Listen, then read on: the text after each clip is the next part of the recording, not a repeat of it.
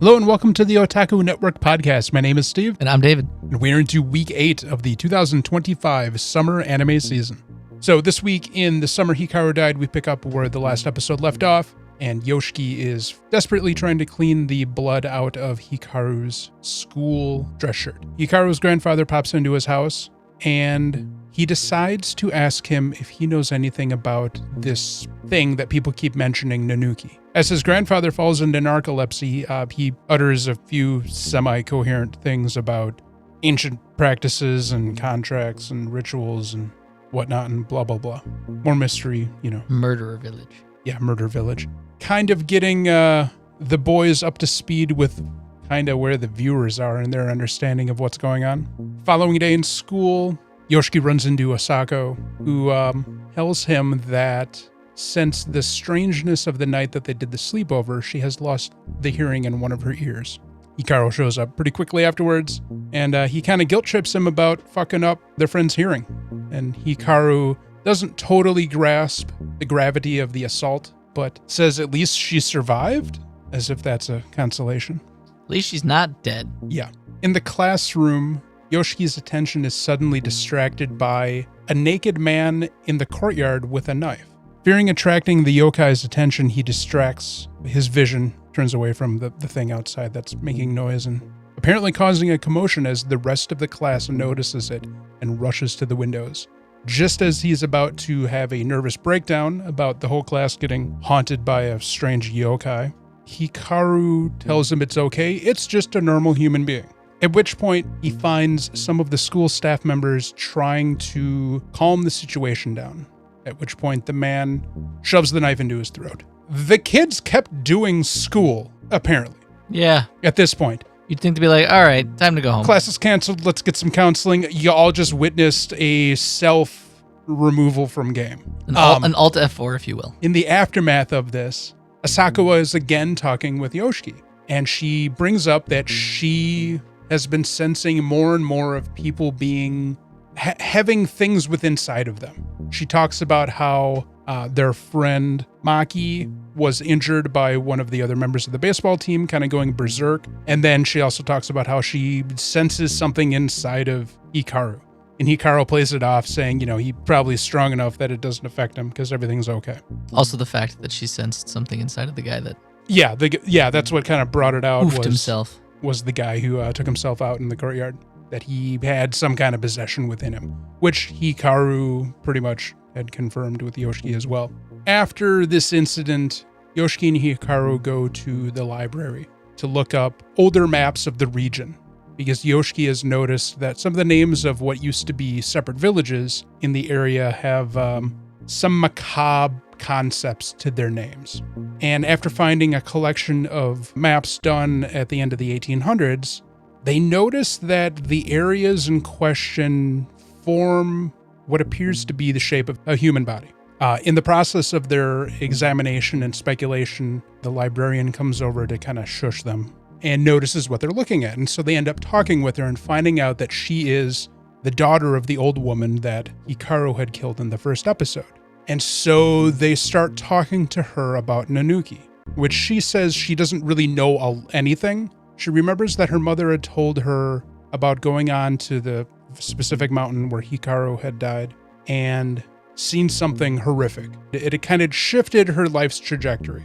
And then she started to become the paranoid woman that we were introduced to, following her daughter who is talking how her sister had disappeared on the same mountain when they were young. And that was kind of the first time she had really heard people utter the name Nanuki. But she doesn't have any information about that and suggests they talk to Takeda, who is the mustachioed man that's been working with Tanaka. She then alters it and says, actually talk to his dad because his dad is from my mom's generation and he might be able to fill you in. So we get a hard cut to Tanaka, who is delivering a ominous present to Takeda the senior, much to mustachioed Takeda's displeasure. And as he's strolling through the town, I'm assuming going back to wherever he's hanging out, he crosses paths with Yoshiki, and his hamster alarm clock goes off because Yoshiki obviously has the taint of whatever Hikaru is on him. So Tanaka comes up with an excuse to observe Yoshiki and does some not exactly normal small talk. At which point we learn that the hamster is apparently, 9 years old at this point? 12, which Yoshiki doesn't believe because hamsters, as pretty much all rodents, have very short lifespans. And then Tanaka's like, yeah, it's a special hamster. It's a ham monster. Whatever that means. Is pretty convinced that Yoshiki does have something to do with the thing he's looking for, and comes to the conclusion that it's probably taking the form of a human to hide. And then references the ever-persistent hand mark on his arm. And then without saying anything, you notice a similar marking on Tanaka's neck. And he tells Yoshiki that both of them are similar. Which makes me wonder, if the hamster is a yokai, do you think the hamster is the origin of the discoloration on Tanaka's neck? Or maybe is it something more sinister in relation to him giving up body parts for his barriers? Hopefully we'll find out as the story goes on. I don't know. Yeah. The episode, which had a lot of context, ends with a final scene of the two boys in a diner when a new yokai shows up and begins to do his attack. Kind of like isolating the two boys from everything else. It wasn't a new yokai. We've seen this one last episode. It's the is that the one we saw? It's the one that killed the moth. Oh, that's right, it is. I forgot about that. Yoshiki starts freaking out and Hikaru's like, no, son, I got this, don't worry. But he ain't got this. I would assume from the fact that he gave a piece of himself to his friend for safekeeping and as kind of like a pinky promise of sorts, he has reduced some of his ability. And when he tries to fight the thing, it instead causes him to rupture kind of his eye, and it kind of puts him out of commission. And as Yoshiki, was he dragging Hikaru with him? Because Hikaru was kind of out of it. I think so. They're heading towards the exit, and all hope is lost as the yokai approaches. And Yoshiki this time does pretty much start to have a hyperventilating mental breakdown until Rie shows up, bringing him back into reality. I'm glad she's back. I've been wondering what the hell has happened to her all these episodes. And she slapped the shit out of him. Yeah, she's like, stop being a bitch. It's okay. So now we're left with Tanaka, who we haven't seen in a little bit, has made contact with Yoshiki. The boys have a lead to try to find out if Hikaru is this Nanuki and what Hikaru is. Because the thing that we've never talked about is, according to Hikaru, he really doesn't have any formed memories from before he came across Hikaru's body. Hikaru, from what he's told Yoshi, doesn't understand what he is. And then we have Rie return. She's obviously gonna understand that something is up with Hikaru. Thoughts on the episode? Acceptably creepy. I figured you were going to enjoy that detached head yokai that they were dealing with. And the scene with the man in the courtyard was unsettling as well. That was pretty good. Very unsettling. The way they drew him. Well, I think the same kind of chef's knife, essentially, that Yoshiki tried to use in the previous episode to kill Hikaru unsuccessfully. And then he epically failed swallowing that knife. A little bit, yeah. Somebody's got to tell him that, sword swallowing, you got to put it in your mouth. Yeah, you got to put it in your mouth, not directly through the esophagus. Yeah. But no, that episode is acceptably spoopy, much chills, very wow. We had a lot of good background information now, I feel, this time. Also, the fact that they assembled those villages to look like a human body is a lot of city planning. That's a lot of city planning. Well, no, because the demarcation looked like it was just a natural formation of the river basin or maybe clearings through the woods. I don't know. Fair, that's still a lot of city planning. Hopefully there'll be more information relating to... The villages were formed by a cult. Hikaru is the amalgamation of hundreds of thousands of souls.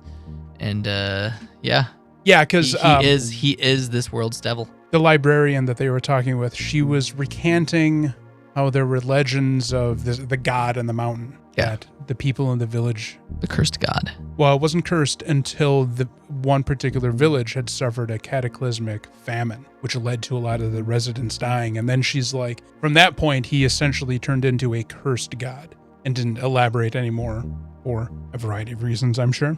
Which causes Hikaru some unease, wondering if he is a cursed god. If he is Nanuki, then what does that mean for what he's supposed to represent? He's struggling with his identity at this point pretty hard. Who knew a yokai could have an identity crisis?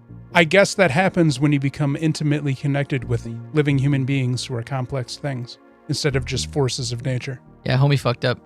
He shouldn't have tried to become human. He should have just chilled out on the mountain. And now he's fucked. He's got an identity crisis. Moving on to something a little bit less intense. Picking up where we left off in Sakamoto Days, Sakamoto and crew are still on the airplane. Shit's still going down. People still getting their heads blown off. The pilot's kind of like, why the fuck are we doing this? Yeah, they're pretty much going through all of the applicants ahead of time. It's going to be a shit show. Yeah, so to not belay the point, people dying, assassins assassinating. Shin kind of bonds with the teenager, and we learn the blue-haired girl's name is Akira. She continues to bond with Sakamoto. They bond over her mishandling of a machine gun. And yeah, we get introduced to another administrator who's kind of insane. The film mega star who basically kills people with his clapboard. He becomes obsessed with Akira and then destroys the plane because he wants an action scene. Yeah, he's like filming the whole time like he's making a movie, and he has sudden artistic inspiration because of Akira. Shoots the pilot through the door, which should be bulletproof given, modern airplane standards. I mean, that was a good shot. It was a good shot. And then blows up the fucking plane. Yup. And then the administrators who aren't crazy are like, oh, this is actually part of the test. Keep going. Yeah, because they, thought ahead and wore parachutes just in case. And then Shin realized that this wasn't part of the plan because some of the administrators weren't wearing parachutes. And so, yeah, panic for the focal group and weird bandana guy that bullied Sakamoto. Yeah, the one who was fucking with his food in the beginning. Akira has a flashback to her childhood where her older sister or mother. Something tells me it's her mother, and her mother was probably part of the JAA. Yeah, was forcing her to stitch clothing together, and she recalled her intense ability to very quickly stitch things together, grabbed everyone's shirts, stitched together a parachute, kind of landed safely. They de-accelerated a little bit. They stopped going terminal velocity and were able to land in the water safely. Only for Akira to realize she doesn't remember know how to swim, to which Sakamoto saves her. And we get it confirmed by seeing the little dangly tchotchke on her backpack that it is Sakamoto that she worships. But he instinctively, for whatever reason on the plane, introduced himself by his first name, Taro. Yeah. Yet she never picked up on Shin always just calling him Sakamoto in her presence. Sakamoto's a popular last name. Her family name. True, but he himself was obscuring that from her. Yeah, but Shin's an idiot.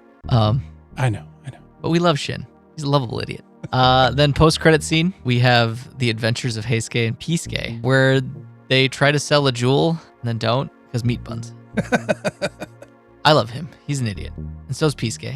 What he exudes. Sadly, I think Pisuke is smarter than Heisuke. Pisuke is smarter than Heisuke, 100%. Which is saying a lot. I mean, rough. Pisuke is talented for a bird. That's rough. But he's still just a bird. That's rough that Pisuke is smarter than Heisuke. Pisuke is smarter than Heisuke. Your pet bird is the brains of the outfit. Yep, very much so.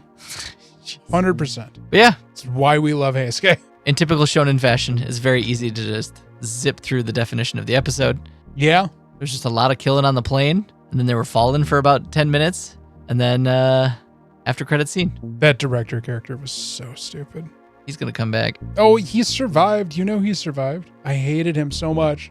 Foolish me. He's sitting there with the handy cam, and I'm like, if he's this famous director, why the fuck is he just using his camcorder? What does he do a minute later? Pull an actual cinema camera out of his bag and start filming the shit for real. I'm like, oh, fuck you. You're the reason why that happened. It is. I willed it into existence. I was so mad at myself.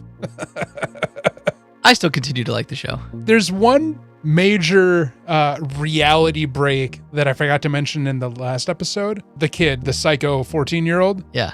He would never be able to do any of that movement with those swords on it coming off the back of his shoes. Yes. He couldn't walk with those. Yes. All right, that's all I have to say about that. Sakamoto did a lot of work to suspend reality this episode. Yup. This week in City, it's all about love. Whole episode, with a minor exception, it's all about love. We start out with the eccentric rich woman Tanabe receiving a frequent delivery of alcohol from the Adatara liquor store. Talking with her manservant Hotaka, she confesses that she has long held feelings for the eldest Adatara son, and she uses the regularly scheduled deliveries as a way to give him an opportunity to ask her out on a date. Something that's been going on since they were in school together. In her words, 18 years of failure for him to realize that she wants him to ask her out. Being a little bit more of sound mind, her manservant, suggests perhaps it's time that she just asks him out instead. Enough time has passed where it's not going to be uncouth. She likes this idea and calls up the liquor store, not realizing that the person that answers the phone is going to be him, at which it's his father. Not explaining anything, she just goes, "What's your favorite food?" And his father says, "Yakisoba bread," and she hangs up.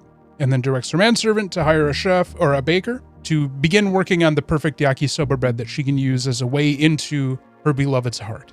We then cut to our lone police officer as he encounters Wako's sister, Riko, who has the aura of adoration for whatever reason, given the fact that beyond that aura, she is oblivious to reality. So a police officer gets struck by her love heart and fights through it because his heart is for Nikura. And in the process of resisting her uncontrollable, charming essence, he instead deflects her arrows of affection towards the gathered crowd during the whole process of him trying to save her from falling in a manhole and then struggling with resisting her uncontrolled temptations. We then cut over to Tatewaku, who is trying to figure out ways to get to Riko's heart and decides that, I don't know, if he was the guitarist in a rock band, that would work, right? That gets the girls.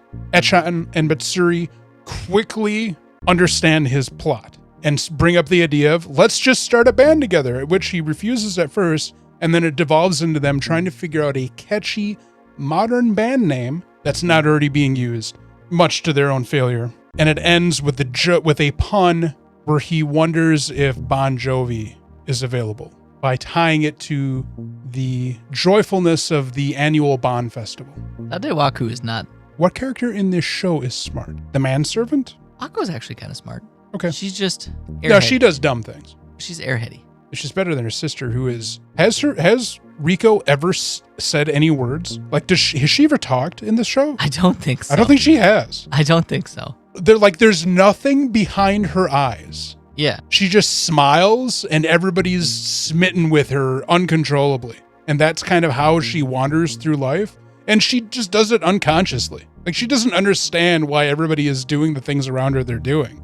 It must be a defense mechanism. It's a leap in evolution for her specifically as a protective defensive measure. Like, life's gonna suck for you because you have nothing going on behind the eyeballs. So we'll just make the entire world do everything to keep you from dying through overpowering affection. Which that cop beat those allegations. He works damn hard to change his love from an underage girl to a 20-year-old.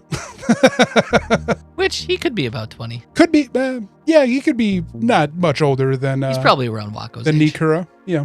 No, it was Wako. No, he was fawning over Nikura. Her house. Is that Wako? Yeah, here. It's Wako that he wants, not Nikura. I misspoke. David was correct. I was wrong. After the Bon Jovi joke, we spend a little bit of time with Nagumo as she is desperate for cash. As always. She heads over to the club room that's run by the eccentric playwright / new assistant editor for City Magazine. Asks Todoroki for money. He turns it around with his unearned confidence and tells her that he will give her a payment if she joins his next production, at which she agrees because she's desperate for cash. Tatewaku then, for some reason, feels that he's going out on a date with Riko. I forget what the circumstances were that led to them like doing a thing. I don't remember what it was. I think it was like an episode or two ago that was initiated. So he sees it as a date and realizes the clothes I'm wearing are not going to cut it for this caliber of person. So he goes out to a fancy clothing boutique and gets convinced to buy a distressed t-shirt. And upon wearing his outfit, Echan, Matsuri, and his father lose their shit upon his presentation. And because they love pranking him, they convince him that he needs to complete the look and have the rest of his outfit match the distressed style of his t-shirt. And they, holding back laughter, see him out the door on his quote-unquote date, looking like a unemployed, unhoused alcoholic that just crawled out of the river he sleeps at. They even gave him a prop of a classic sake jug. Confidence abound! Tatewaku heads over to Riko's house. Obviously, he looks like a problematic individual, so somebody calls the cops on him. But before the cop can interact with him, Riko comes out, sends the love beams around, and assures all misdeeds are misunderstandings when she smiles at his appearance and the two wander off. In the meantime, though, Echan and Matsuri have mimicked his uniform and are going to support him or fuck with him, figuring, the kid's out of his league, everything's going to fail, he's lost his damn mind, until they're frozen by seeing her brother and Riko happily strolling down the street, even though he looks ridiculous. So they give up that plot to fuck with him. Episode ends with Todoroki putting on his interesting adaptation of the story of Momotaro, at which Nagumo is center stage, hiding behind a giant cutout of a peach. And the animals that make up the troupe of his acting club perform all of the parts as he sings his altered version of the story, much to the crowd's delight. And that's the end of City for this week. Continues to be wild, an exercise in creativity. It was good. I enjoyed it. I want somebody to do an interview with one of the directors that's working on this series, or maybe even the manga author himself, to find out what level of input he has with the production team at Kyoto in breathing all of this life into his static imagery from the manga. Because, like I've said before, so much of what makes this enjoyable is just the brilliant directing, the framing of the action. Like, it enhances the comedy so much, particularly the segment where the police officer is trying to resist Riko's charms. It was so funny. Just the way that the camera was moving and the way that the shots were done was just so good. I also liked that the arrow took off his hat at the end. Yes. Like, deflected off of the button and then hit the old man that's the nicest person in the city. Yeah. And, like, buried him in a wall with affection. That poor old guy. So much about this anime just feels like a master class in composite. It's so good. I could see that. I need to become more of a film nerd to truly respect and understand what this team is doing. I can see it. I'm like, oh, my, amateurish idiot self that really doesn't understand anything about how to shoot a movie, with proper framing and camera positioning. Just was like, there's something here with this that's really good. That's just very well thought out. I mean, you also just don't have to be an expert to enjoy it. But I want to understand more. That's the thing. Continues to be great. I think just on a technical level, between both the original writing and its immense creativeness and the work that Kyoto is doing to enhance this, it's not a show, it's not a story either, to enhance this collection of whimsy, just on a purely technical standpoint, this is probably the best anime of the year. So far. No, I don't think anything will be able to surpass the amount of effort and work. There's so much there. Hikaru felt like it did a lot of focusing into trying to really dig into the central mysteries of what's going on. Yeah, explain what Hikaru is. If this is going to end this season, we only have a couple of episodes left for us to build up into the conclusion. So we do need to start digging into what's going on. I think a really telling point was when Yoshiki said internally that he recognizes that at some point, the thing that he calls Hikaru now just isn't going to be able to be here any longer, which is something we brought up a few times as a potential ending of the show is Hikaru just goes away. We'll see what next episode of Sakamoto Days has in store. I'm glad they fucking are not continuing to stretch out the airplane thing. I was a little disappointed that they spent so much time in the airplane. But hey, they got solved by blowing up the airplane. Yeah. Yeah, City.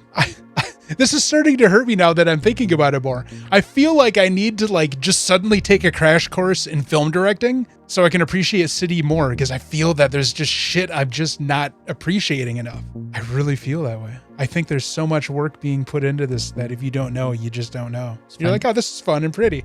Just find a dummy's guide to directing. I like how Sakamoto Days is delaying the terror of going to school. I appreciate that because I don't want to go to a school arc. Next week, though. Probably next week. All right. Anything else? Not that I can think of. All right. Well, thanks for listening. And do not forget the Wednesday episodes of the podcast, Anime Plus, where we were talking about Rascal Does Not Dream of Santa Claus. hit like and subscribe, hit that bell so you're notified when we have non-scheduled videos dropping, because we've got a couple in the pipelines that just need to finish editing. Otherwise, socials listed below, and we'll see you guys next time.